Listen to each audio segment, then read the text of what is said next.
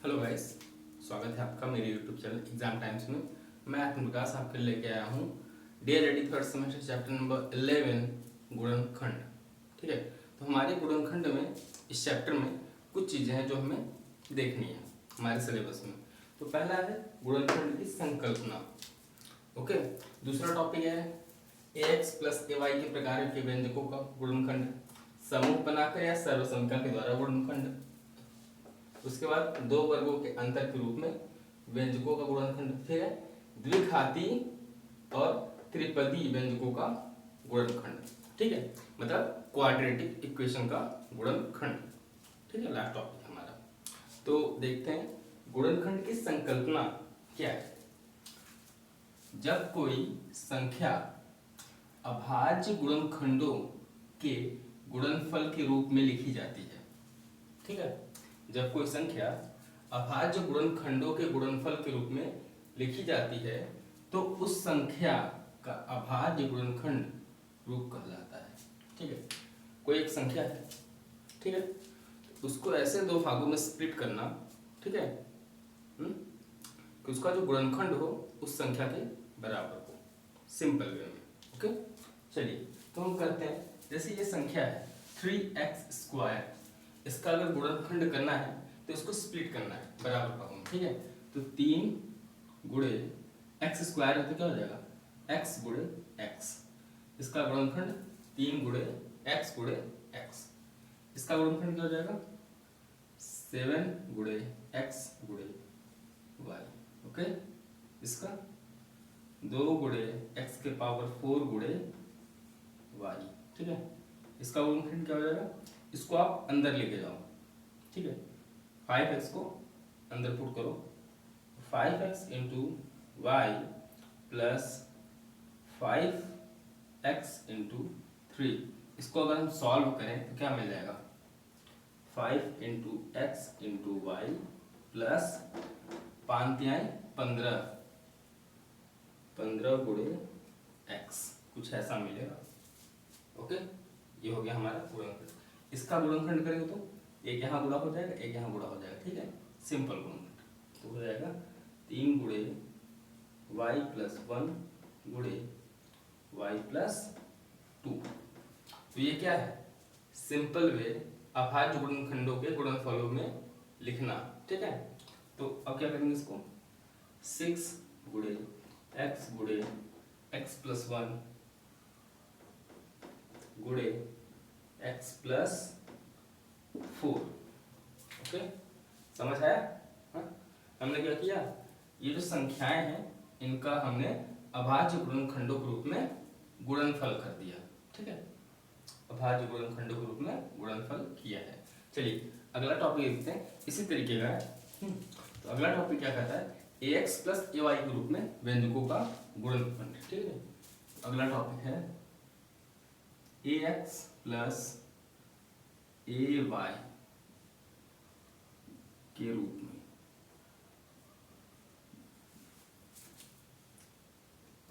व्यंजकों का गुणनखंड। ठीक है, ये अगला टॉपिक है हमारे सिलेबस में। तो ये क्या कहता है, ये कहता है कि जो हमारा गुणनखंड होगा, ठीक है, जैसे हम एग्जांपल लेंगे 6x plus 6y plus 6z। ठीक है, मैंने ये ले लिया, अब इसका करना है गुणनखंड। इसको कैसे करेंगे, आप देखिए यहाँ पर a b c की जो वैल्यू है, यहाँ पर a b c की वैल्यू जो यहाँ पर है किस टाइप का है ये equation, ax plus by plus cz के टाइप का है ना। यहाँ पर देखिए a b c की जो वैल्यू है, a b c की जो वैल्यू है सेम है ना, तो हम कॉमन ले सकते हैं। कॉमन लेना आपको आना चाहिए, कॉमन ले लिया, हो गया गुणनखंड। बस इतना ही करना है। ठीक है, चलिए एक क्वेश्चन और आपके लिए करते हैं इसी में। अगर एक क्वेश्चन और मैं ले लूँ कैसे, ओके, तो 6x² y plus 3x y², कुछ इस टाइप का क्वेश्चन। ठीक है, तो इसमें क्या करना है, इनका गुणनखंड करना है। अब कैसे करेंगे, यहाँ पे आप देखिए 6 और यहाँ पे 3, तो अगर मैं एक 3 लाऊंगा तो यहाँ पे क्या हो जाएगा, 3 दूना 6, 2 बचेगा। लेकिन आप यहाँ पे देखिए एक्स स्क्वायर है, यहाँ पे एक्स है, यहाँ पे वाई है, यहाँ पे वाई स्क्वायर है। तो मैं क्या कर सकता हूँ, 3xy कॉमन ले सकता हूँ। आप सिंपल वे में देखिए, 3xy कॉमन लेंगे अगर हम तो क्या होगा, इसको बनाते हैं पहले, ठीक है। 3 गुणे 2 x गुणे एक्स वाई, ठीक है, प्लस 3xy इंटू वाई। हमने क्या किया, स्प्लिट कर दिया, एक्स स्क्वायर को एक्स कर दिया, वाई स्क्वायर को वाई वाई कर दिया, ठीक है। अगर मैं 3x वाई, ठीक है, या मैं बोलूँ 3xy, इस वाले पार्ट को, इस वाले पार्ट को, इस वाले पार्ट को मैं कॉमन ले लेता हूँ, ठीक है। देखो आप 3xy कॉमन लूँगा अगर दोनों पार्ट्स में से तो निकल जाएगा, 3xy अगर कॉमन ले लूँ क्या बचेगा, 2x बचेगा अंदर, 2x प्लस यहाँ क्या बचेगा y। तो ये हो गया हमारा गुणनखंड दूसरे गुणन का, समझ आया। चलिए एक इक्वेशन और ले लेते हैं, एक इक्वेशन और ले रहे हैं इस पे, जैसे इस टाइप पे। इसका एग्जांपल क्या हो जाएगा,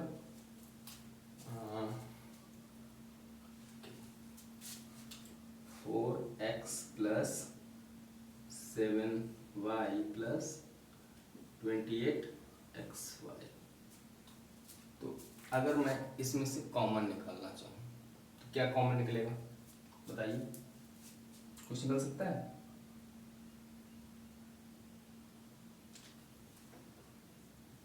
क्या कॉमन निकल सकता है, देखिए 14, 7 और 28, तो 7 कॉमन इसमें से मैं निकाल सकता हूँ, 2x plus Y plus 4xy, कर रहा है नहीं। तो कुछ चीज़ें कॉमन निकालनी है, ax प्लस ay के रूप में अगर व्यंजकों का गुणनखंड आया आपके पास तो आएगा तो बहुत विकल्प में आ सकता है मिनिमम, ठीक है। क्वेश्चन इसमें नहीं पूछेगा, ये आपके लिए बस बेसिक नॉलेज है।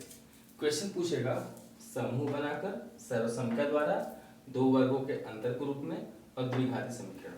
तो हमारे जो क्वेश्चंस बनते हैं वो इन तीनों टाइप में बनते हैं, ठीक है। ये तो मैं आपको बेसिक समझा रहा था, ठीक है। चलिए तो अब हम करते हैं अपना तीसरा टॉपिक है, समूह बनाकर कैसे हम गुणनखंड करेंगे या सर्वसंख्या के द्वारा कैसे गुणनखंड करेंगे। ओके चलिए।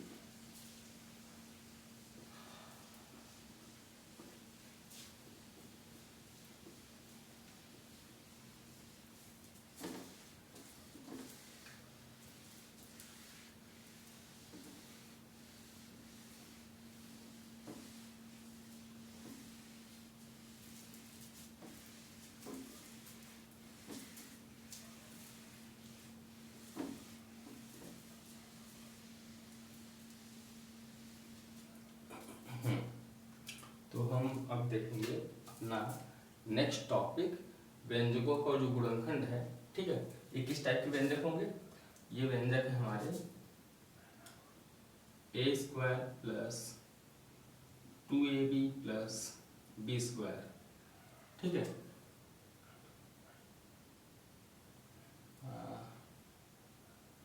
a square plus 2ab plus b square के रूप में व्यंजकों का गुणनखंड, ठीक है। तो इस टाइप के जो क्वेश्चन है ये तीसरा है, ठीक है कि नहीं। इसको हम दो प्रकार से करेंगे, एक समूह बनाकर करेंगे, एक सर्वसंख्या द्वारा, ठीक है। तो ये जो क्वेश्चन आएंगे इस टाइप के, इनको दो तरीके से हम हल कर सकते हैं। तो चलिए अगर मैं क्वेश्चन ले लेता हूँ आपके लिए, अगर मैं इसको हल करता हूँ, पहले हम सॉल्व करेंगे सर्वसंख्या के द्वारा, ठीक है। सर्वसंख्या के द्वारा कैसे हल करेंगे, सर्वसंख्या द्वारा, सर्वसंख्या होता क्या है, सर्वसंख्या क्या होता है, a प्लस बी का whole square, a minus b का होल स्क्वायर, ठीक है, a प्लस बी का होल क्यूब। तो ये क्या हो गया, ये सर्वसंख्या है, ठीक है। तो इनके द्वारा हम गुणनखंड करेंगे।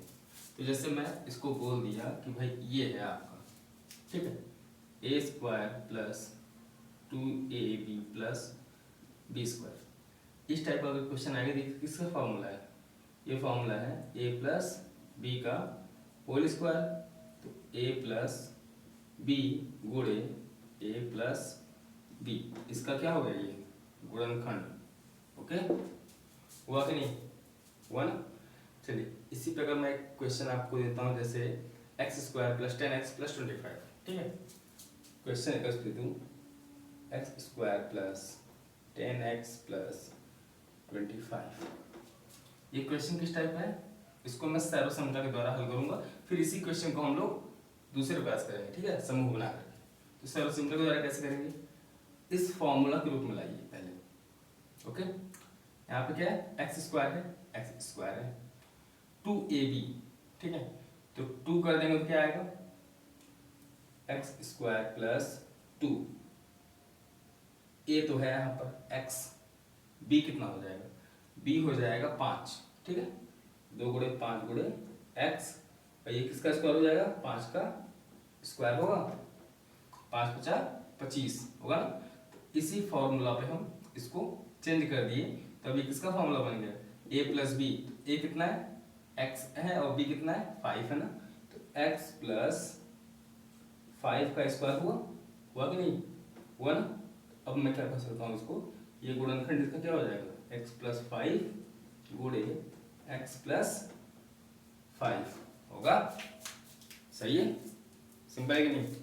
मैंने क्या किया, सर्वसमीका लगा दिया, सर्वसमीका a प्लस बी का होल स्क्वायर का फॉर्मूला, तो इस इक्वेशन को मैंने इस इक्वेशन के रूप में तोड़ दिया यहाँ पर, तो ये फॉर्मूला बना, निकाल दिए। ओके, समझ आएगी नहीं। चलिए अब इसी क्वेश्चन को मैं समूह द्वारा करता हूँ, दूसरा तरीका है समूह बना करके ना, हमारे सिलेबस में समूह बना करके कैसे करते हैं, समूह बनाकर, ठीक है, गुणनखंड कैसे करेंगे, तो यही क्वेश्चन है, मान लीजिए ले लिया हमने, A square plus 2ab plus B square, इसका समूह बनाना है, ठीक है, कैसे बनाएंगे, ए स्क्वायर प्लस इस 2ab को तोड़ दो दो बार में, ab प्लस बी स्क्वायर, तोड़ सकते हैं दो भाग में, तोड़ सकते हैं, 2ab है ना, तो 1ab, कोई दिक्कत नहीं, ठीक है। चलो इसको 1 ना लिखो तो फिर भी कोई दिक्कत नहीं है आपको। ओके, अब क्या करेंगे, देखो a कॉमन ले सकते हैं, a कॉमन ले लो यहाँ से, a प्लस बी, और यहाँ से b कॉमन ले लो, हाँ, तो क्या बचेगा, a प्लस बी बचेगा ना। अब ये देखो a प्लस बी कॉमन है, ले लो common, a plus B common ले लेंगे अगर हम, तो क्या बचेगा, एक ये बचेगा a और एक बचेगा ये b, a प्लस बी, भाई ये भी गुणनखंड मिला कि नहीं हमें, ये क्या हो गया, समूह बना करके, ठीक है। चलिए यही क्वेश्चन मैं समूह बना करके करता हूँ, क्वेश्चन सॉल्व करता हूँ, यही question, x square plus 10x plus 25, ठीक है। अब इसको समूह बनाने से पहले दो भागों में तोड़ना जरूरी है, इस पार्ट को दो भागों में तोड़ना है ना, तोड़ने के लिए क्या करेंगे, एक फॉर्मूला होता है, ये होता है ना a, ठीक है, a और ये हमारा c, इन दोनों का गुणा कर दो पहले, कितना आया, 25 का 25 आ गया ना, मतलब हमें एक ऐसी संख्या निकालनी है, ठीक है, हमें एक ऐसी संख्या निकालनी है जिसका गुणा करें, ठीक है, तो 25 आना चाहिए और जोड़ने या घटाने पे 10 आना चाहिए, ठीक है। तो हमें एक ऐसी संख्या चाहिए जैसे 5 गुणे 5 कितना हो गया, 25, और जोड़ने पे 10 आना चाहिए ना, आ रहा है कि नहीं, जोड़ने पे 10 आना चाहिए और गुणा करने पे 25 आना चाहिए, ये वाली संख्या आ रहा है 5 प्लस 5 पे ना, तो हम 10 को क्या ले सकते हैं, 5 प्लस 5, ठीक है, तो क्या हो जाएगा, x square plus 5 plus 5x plus 25, ठीक है। फिर क्या करेंगे, x square plus 5x plus 5x plus 25, x common ले लो, x प्लस 5 आएगा, हाँ, फिर यहाँ देखो 5 कॉमन ले लो, x प्लस 5, 5 बचा 25 ना, अब देखो x प्लस 5 कॉमन ले लो यहाँ से, x प्लस 5 कॉमन ले लो यहाँ से, x प्लस 5 क्या बन जाएगा x plus 5 into x plus 5, ये हमारा गुणनखंड आ गया। ठीक है, ओके। तो अब देखो ये वाला फॉर्मूला और ये वाला दोनों सेम आए नहीं, है एक ही चीज। ठीक है, दोनों एक ही चीज है, बस ये हम सर्वसमीकरण से करते हैं, इक्वेशन के थ्रू करते हैं, और ये हम समूह बना के करते हैं। ठीक है, समूह बनाने के लिए थोड़ा सा एक रूल लगाना पड़ता है। ठीक है, रूल लगाने के बाद हम करते हैं। इस रूल को भी मैं बताऊंगा, ये लास्ट वाला क्वेश्चन है ना, ये रूल ही है। ठीक है, लास्ट वाला जो हमारा ये रूल है, तो हम इसको भी बात करेंगे इसके बारे में। तो ये दोनों जो है समूह बना करके और सर्वसम का द्वारा, यही हमारे सिलेबस में है। ठीक है, तो इसके आधार पर हम क्वेश्चंस आंसर हम करेंगे भी लास्ट में वीडियो के। ठीक है, चलिए आगे चलते हैं। अगला क्या है, दो वर्गों के अंतर के रूप में, दो वर्गों के अंतर के रूप में। ठीक है, तो अब इसके बारे में हम बात करेंगे कि ये किस टाइप के क्वेश्चंस हैं। ठीक है, इसका बेसिक क्या है। चलिए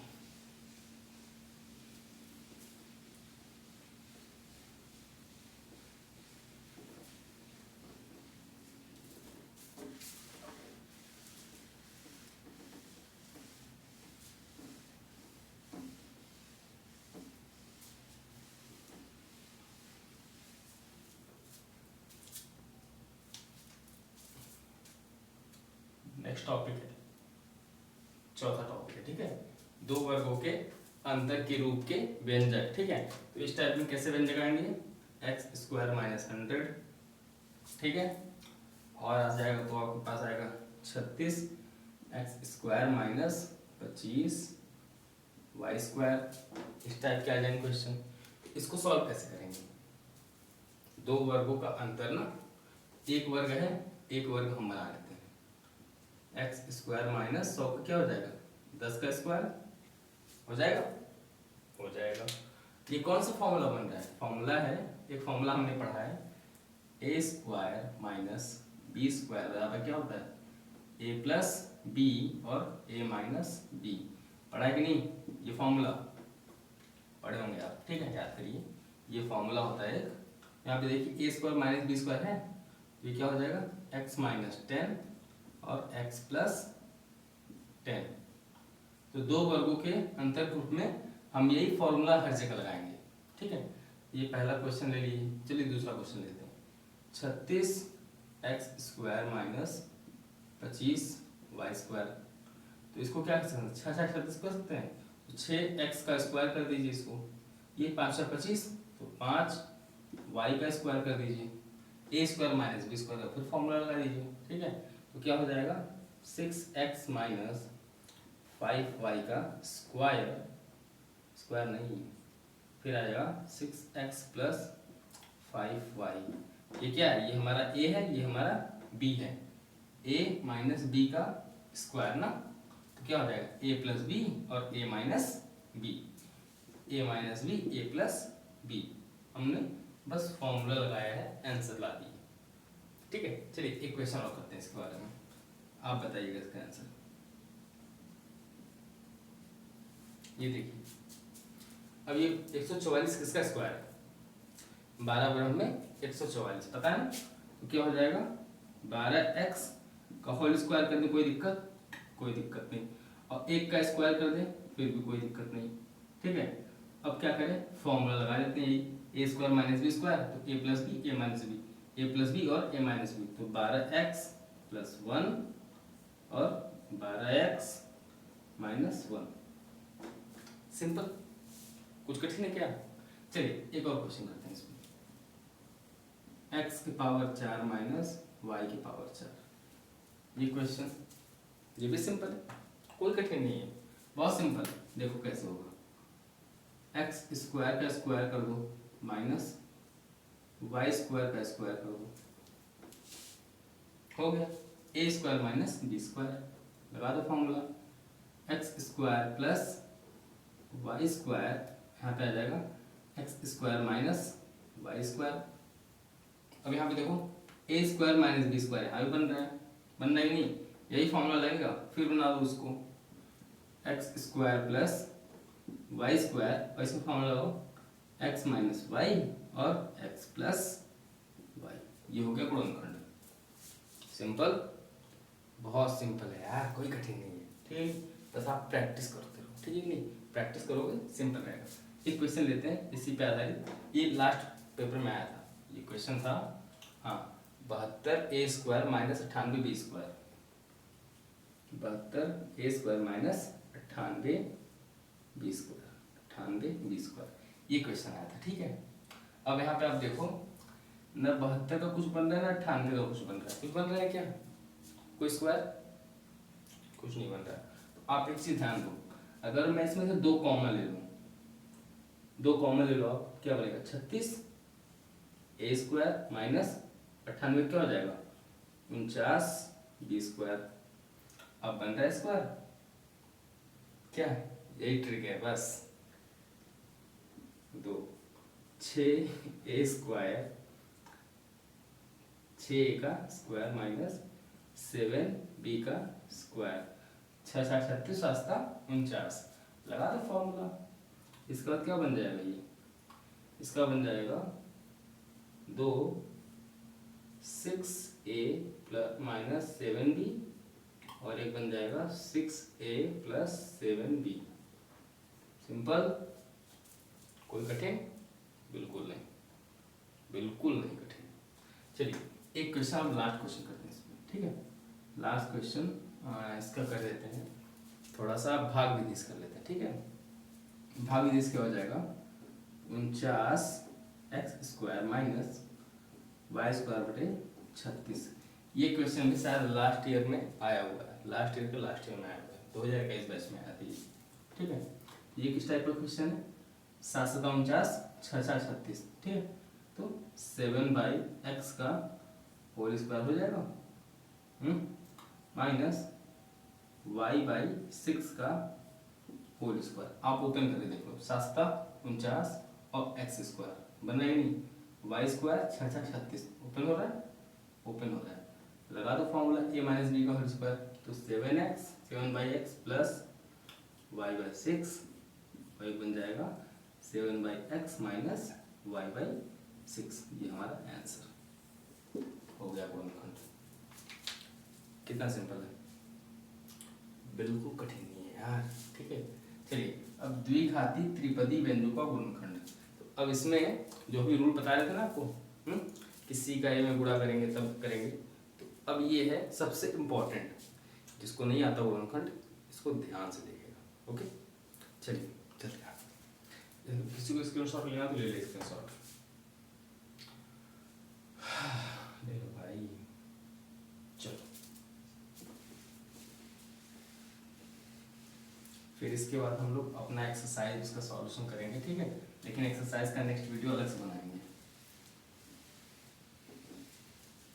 इसमें हमने आपको बस बेसिक बताया है कि किस टाइप के क्वेश्चंस आएंगे हमारे एग्जामिनेशन में, ओके। और ये जो हम बता रहे हैं ना, ये टेट सीटेट में भी आते हैं इसी टाइप के, लेकिन टेट सीटेट में जब जाते हैं तो वहाँ पर थोड़े ट्रिक्स से बात करते हैं, ठीक है नहीं। जब हम वहाँ पर जाएंगे तो टाइम होता नहीं हमारे पास, हम क्या करते हैं मैक्सिमम ट्रिक्स, ठीक है, ट्रिक्स अप्लाई करते हैं। चलिए अब द्विघाती त्रिपदी व्यंजक, ठीक है। द्विघाती त्रिपदी मतलब ax² plus bx plus c, एक पद, 2 पद, 3 पद, त्रिपदी, और यहाँ पे देखो 2 घात है ना, तो द्विघाती त्रिपदीय व्यंजक। इसको हम लोग बोलते हैं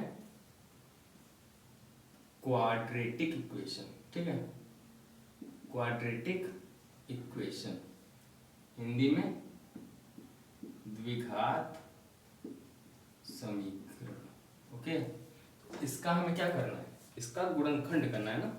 तो इस टाइप का जब क्वेश्चन आएगा इसका गुणनखंड करते कैसे, इसका गुणनखंड करने पहले ना, पहले a का और c का हम लोग गुणा करेंगे, ठीक है।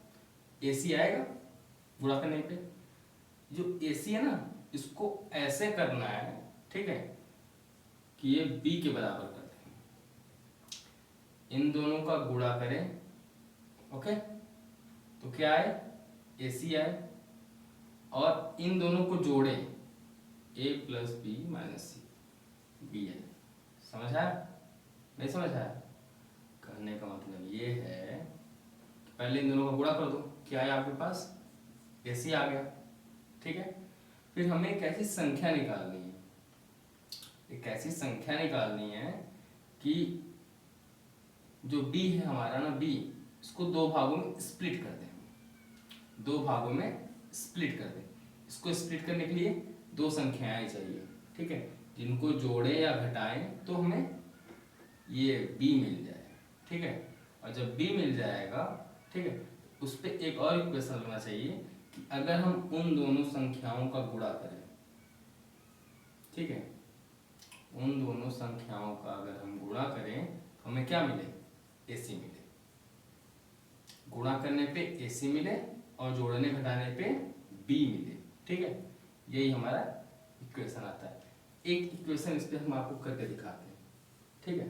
x² प्लस 10x प्लस 25, ये इक्वेशन ले लिया, ठीक है। अब इसमें क्या करना है, यहाँ पे कितना है, एक है ना, a, देखिए ये फॉर्मेट है, ax² bx प्लस c, है कि नहीं, ax² plus bx plus c, है कि नहीं। तो a कितना है, 1, b कितना है, 10, और c कितना है, 25। तो हम इसका इसमें गुणा करते हैं, कितना आएगा, 25 सिक्का 25 आ गया। अब मैं कह रहा हूँ कि जो b है हमारा, b कितना है, 10, तो 10 को ऐसे दो भागों में तोड़ें, ठीक है, ऐसे दो भागों में तोड़ें कि जोड़ने या घटाने पे 10 आए। तो 5 5 अगर मैं कर दूं तो 10 मिल रहा है, लेकिन गुणा करने पे क्या मिलना चाहिए, AC मिलना चाहिए, ठीक है। अगर मैं गुणा करूं इन दोनों को, तो 5 गुणे 5 मिल रहा है कि नहीं, AC 25 मिल रहा है ना। बस अगर दोनों सेटिस्फाई हो रहा है वो तो सही है गुणनखंड इसका। अब इसको स्प्लिट कर दीजिए हम लोग, ठीक है।